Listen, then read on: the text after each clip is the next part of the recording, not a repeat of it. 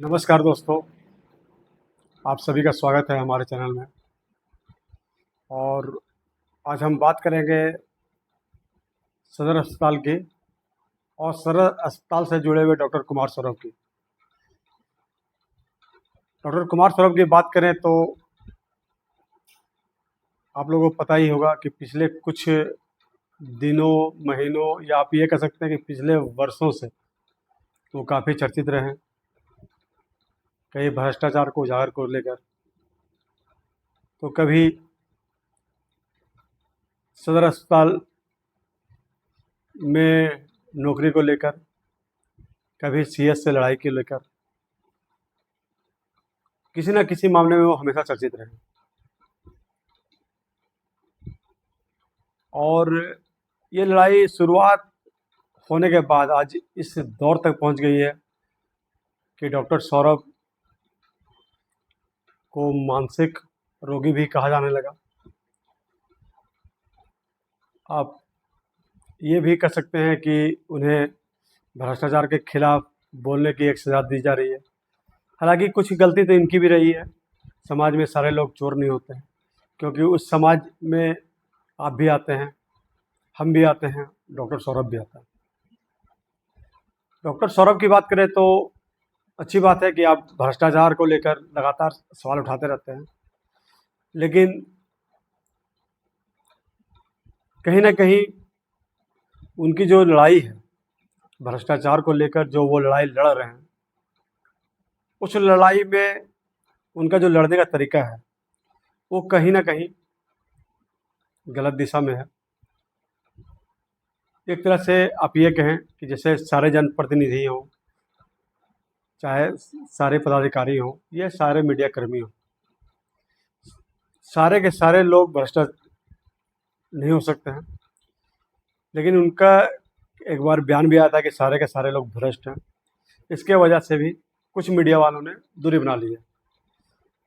मैं भी मीडिया वाला हूँ, मैंने भी उनसे दूरी बनाने को चाहा, लेकिन जहाँ तक भ्रष्टाचार की बात है और जन मुद्दा की बात है, मेरा प्रयास रहता है कि जो भी लोग, जो भी व्यक्ति, जो भी समाज भ्रष्टाचार के खिलाफ खड़ा है, हम उनके साथ रहें, या हम अपने स्तर पे जहाँ तक हमारी पहुँच है हम उनको मदद करें।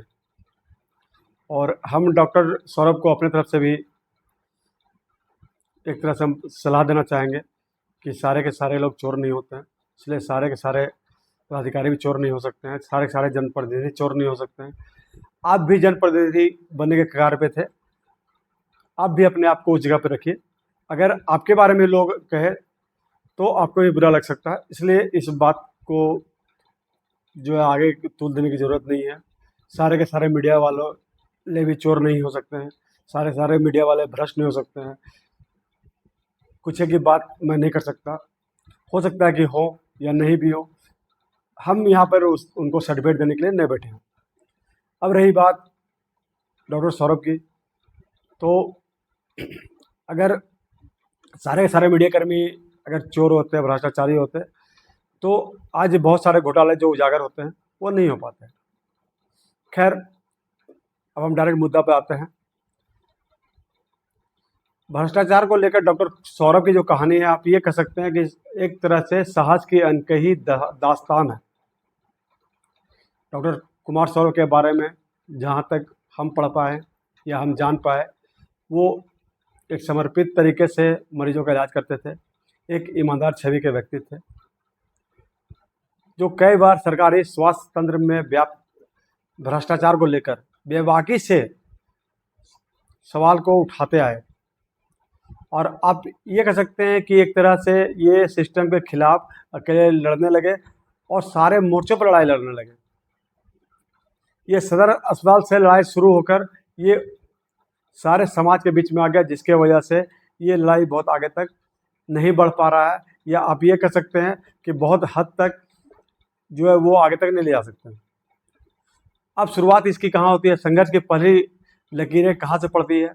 संघर्ष की पहली लकीर पड़ती है जनवरी 2024 का मामला है। जनवरी 2024 में जब आयुष्मान से इलाजरत मरीजों को रिम्स में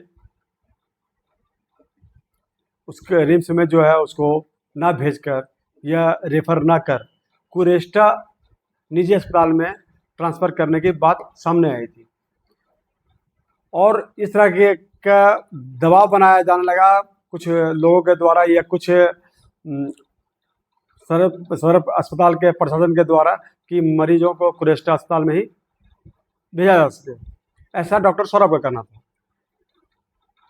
लेकिन उन मरीजों को रिम्स में भेजने के बाद भी ऐसे आपको ये भी जानकारी होगी और आप लोग बेहतर तरीके से जानते हैं कि आयुष्मान कार्ड जो है उनका ही बना हुआ जो गरीब और असहाय हैं, ताकि वो महंगे इलाजों से अपने आप को बचा सके या वैसे बीमारी जिसमें काफ़ी खर्च आता है और वो अपना इलाज नहीं करा पाते हैं, तो उसमें वो बच सके और उस आयुष्मान कार्ड से अपना इलाज करा करके अपना जीवन या को सुचारू रूप से चला सके या आप स्वस्थ रह सकें।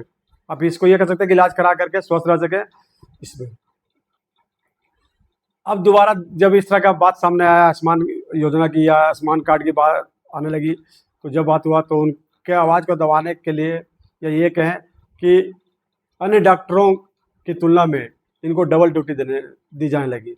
दूसरे डॉक्टर अगर 70 घंटे ड्यूटी करते थे तो इनसे 140 घंटे की ड्यूटी ली जाने लगी, जो सरासर गलत है, ये नहीं होनी चाहिए।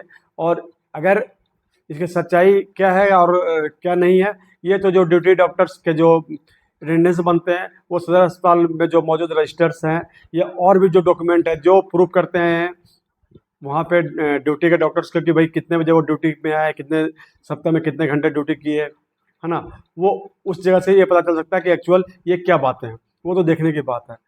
अब डॉक्टर सौरभ का एक और आरोप था कि हमसे क्लिनिकल रजिस्ट्रेशन के नाम पर 50,000 रुपये की रिश्वत मांगी गई, जिसे मैंने साफ मना कर दिया था। लेकिन इसके बाद मुझे जो है लगातार प्रताड़ना दी गई, प्रताड़ित किया गया, छुट्टियां भी रद्द कर दी गई, बेइज्जती किया गया, दबाव बढ़ाया गया। कहने का मतलब है कि इस तरह से इनको परेशान किया जाने लगा ताकि वो जो है सो जो सही मुद्दा है उससे वो अलग हो जाए, या अब ये कह सकते हैं कि अप्रत्यक्ष रूप से उनके भ्रष्टाचार के खिलाफ जो सवाल उठ रहे थे या जो बातें उन्होंने कहा था उसको दबाने का प्रयास किया गया। अब बात करते हैं हम फरवरी 2024 की। तो आपको जानकारी होगी कि जनवरी के अंतिम सप्ताह के लगभग 22 जनवरी को श्री राम जन्मभूमि का जो मंदिर बना उस पर का प्राण प्रतिष्ठा हुआ, उसको अयोध्या जाने के लिए डॉक्टर सौरभ ने छुट्टियां ली थी, जिसको रद्द कर दी गई। रद्द करने के बाद जो है उन्हें अवैध रूप से जो है सतगावा ट्रांसफ़र कर दिया गया था, जबकि सच्चाई में वो कोडरमा के लिए उनकी नियुक्ति हुई थी, कोडरमा के लिए उनका चयन हुआ था, लेकिन सतगावा ट्रांसफ़र जब उनको कर दिया गया, फिर उन्होंने प्रेस के माध्यम से या मीडिया के माध्यम से बात को आगे बढ़ाया और विरोध किया। तो 2 घंटे में उनके अनुसार आप ये कह सकते हैं कि 2 घंटे में उस ट्रांसफ़र को जो है सिविल सर्जन के ऑफिस से वापस लेना पड़ा। यह राहत उनको मिला कि भाई अब उनको सतगावा जाकर ड्यूटी नहीं करना है, लेकिन यह राहत भी अस्थायी है। अब बात आए 10 फरवरी की बात करें, 10 फरवरी 2024 की, तो षड्यंत्र के तहत उन्हें नौकरी से निकाल दिया गया। उनके खिलाफ 2 FIR भी दर्ज कर दी गई। डॉक्टर सौरभ को का जो निजी जीवन है उसमें भी उनको परेशान किया जाने लगा। 11 फरवरी को उन्हें संजीवनी डायलिसिस सेंटर से बाहर कर दिया गया। अब आप ये जानना चाहेंगे कि भाई आखिर नौकरी से जब इनको निकाला गया 10 फरवरी को षड्यंत्र के तहत, तो वो षड्यंत्र क्या था? तो इन पे आरोप लगा था कि ये ड्यूटी आवर में जो इमरजेंसी रूम होता है जहाँ से OPD मरीजों को देखा जाता है, इमरजेंसी मरीजों को देखा जाता है, उस जगह पर ये अपने दोस्तों के साथ या अपने जान पहचान वालों के साथ या अपने समर्थकों के साथ शराब का चयन कर रहे थे, शराब का सेवन कर रहे थे। शराब का सेवन करने की वजह से इनको नौकरी से निकाला गया। अभी हम आपको एक तस्वीर दिखाएंगे, उस तस्वीर को आप देखिए। उस तस्वीर से जो है मैं आपको क्लियर होगा कि वो शराब है कि वो कोल्ड ड्रिंक है। चलिए पहले आप तस्वीर देखते हैं, फिर आगे बात करते हैं। देखा तस्वीर देखने के बाद आप खुद समझ सकते हैं कि कोल्ड ड्रिंक है। कोल्ड ड्रिंक का बोतल जो है वो आपको सामने दिख रहा होगा। आप कोल्ड ड्रिंक के बोतल में जो है वो शराब पी रहे हैं कि क्या पी रहे हैं वो तो देखने की चीज़ है। अब रहा कोल्ड ड्रिंक के बोतल की बात, या उन पे ये इल्ज़ाम लगा कि शराब का सेवन कर रहे थे, लेकिन शायद जिला ये स्वास्थ्य प्रशासन जो है, कोडरमा स्वास्थ्य प्रशासन जो है, ये शायद उनको पता ही नहीं था कि डॉक्टर सौरभ को किसी भी तरह का कोई नशा नहीं है। यहाँ तक कि वो जो है बिल्कुल शाकाहारी है। वो ये क्या बोलते हैं आप उसको, मांस मदिरा भी नहीं लेते हैं, मांस भी नहीं लेते हैं, मदिरा का बात तो छोड़ दीजिए, वो किसी तरह का भी कोई वो नहीं करते हैं। खैर, उसी समय एक मामला आया था जिस समय होली का समय आया था, तो कुछ स्टाफ जो है वो सदर अस्पताल के ही स्टाफ थे, जो सदर अस्पताल के ऑफिस में ही जो है शराब पीते साफ नजर आया, बोतल चमकाते साफ नजर आए। उसका ही वीडियो आपको दिखाते हैं, पहले आप वो वीडियो देखिए फिर हम आगे बात करते हैं।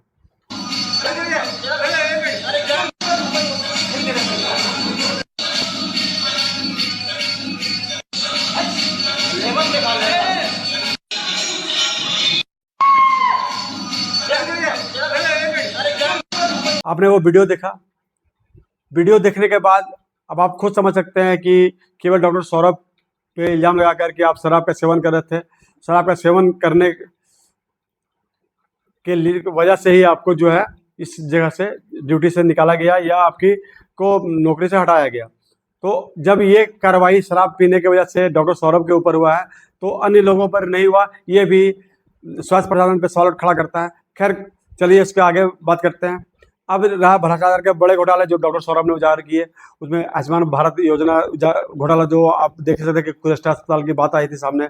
जन औषधि योजना में अनियमितताएं की बात करते हैं, तो जन औषधि योजना में सदर अस्पताल में वैसे मरीज आते थे जो गरीब है, वो दबे कुचले हैं, जो आर्थिक रूप से बहुत कमजोर, वैसे मरीज आते थे, तो बहुत सारी दवाइयाँ वहाँ मौजूद नहीं होती थी। वैसी दवाइयाँ जो एकदम जीवन रक्षक दवाई है वहाँ मौजूद नहीं होती, जिसकी वजह से वहाँ के डॉक्टर जो हैं बाहर के से आए मरीजों को दवा लिखते थे, जो उनको बाहर से महंगी महंगे दामों में खरीदा जाता था। जननी शिशु सुरक्षा योजना के घोटाला के फर्जी लाभुक बना करके कई अकाउंट्स ऐसे हैं जिसमें पैसे ट्रांसफ़र कर दिए गए, जो जननी शिशु सुरक्षा योजना के तहत जो लाभ मिलने वाला था, लाभुक को ना मिलकर वैसे लोगों को मिल चुका जो उसके लाभुक नहीं थे। सदर अस्पताल में ओटी घोटाला की बात करते हैं, तो जो इक्विपमेंट्स सदर अस्पताल में ओटी में लगाया गया था वो गलत तरीके से परचेज हुआ था, ये उनका कहना था। खैर, अब हम बात करते हैं डॉक्टर सौरभ के क्लिनिक के बारे में। डॉक्टर सौरभ की क्लिनिक की बात करें तो वो कोडरमा अस्पताल के ठीक सामने ही उनका क्लिनिक है, और उनको आरटीआई के माध्यम से ये खुलासा किया कि जिस मेडिकल रजिस्ट्रेशन को लेकर डॉक्टर सौरभ को परेशान किया जा रहा है, जिले में कई डॉक्टरों के पास नहीं है। अब आप समझ सकते हैं कि जिले में जब कई डॉक्टरों के पास मेडिकल रजिस्ट्रेशन नहीं है, जिसका डॉक्टर सौरभ ने आरटीआई के तहत खुलासा करवाया था, तो फिर केवल डॉक्टर सौरभ पर ये कार्रवाई क्यों? ये भी एक बहुत बड़ा सवाल उठाता है स्वास्थ्य प्रशासन पे कि भाई जो है जिला प्रशासन, स्वास्थ्य प्रशासन जो है उस पर कार्रवाई नहीं करके केवल मेरे ऊपर कार्रवाई कर रहा है। इसका मतलब है कि वो केवल व्यक्तिगत और रंजिश के वजह से ऐसा काम कर रहा है। अब हम बात करते हैं 28 अप्रैल की। 28 अप्रैल को आपको पता होगा कि डॉक्टर इरफान अंसारी, स्वास्थ्य मंत्री झारखंड सरकार, वो कोडरमा आए हुए थे। कोडरमा आने के बाद कैसे लोगों ने जो है खुल के सदर अस्पताल में भ्रष्टाचार को लेकर सवाल उठाया था। उसमें गठबंधन में जो सरकार बनी हुई है, जेएमएम की और कांग्रेस की जो यूपीए की सरकार है, उसमें से जेएमएम के एक नेता हैं उमेश राम, उन्होंने पुरजोर तरीके से सदर अस्पताल में व्याप्त भ्रष्टाचार को लेकर सवाल उठाया था। उसके बाद भी जो है उस पर किसी तरह का कोई कार्रवाई नहीं हुआ। यहाँ तक कि अभी मतलब वामपंथ के लोगों ने भी सवाल उठाया था, उस पर भी किसी तरह का कार्रवाई नहीं हुआ। ये सब होने के बाद भी मीडिया वालों से बात करते हुए डॉक्टर इरफान अंसारी ने कहा कि भाई जो है शायद उसी का होता है जहाँ पे काम होता है, जबकि वास्तु स्थिति वहाँ का जो देखने का है वो आप कभी भी आप लोग भी जा करके देख सकते हैं।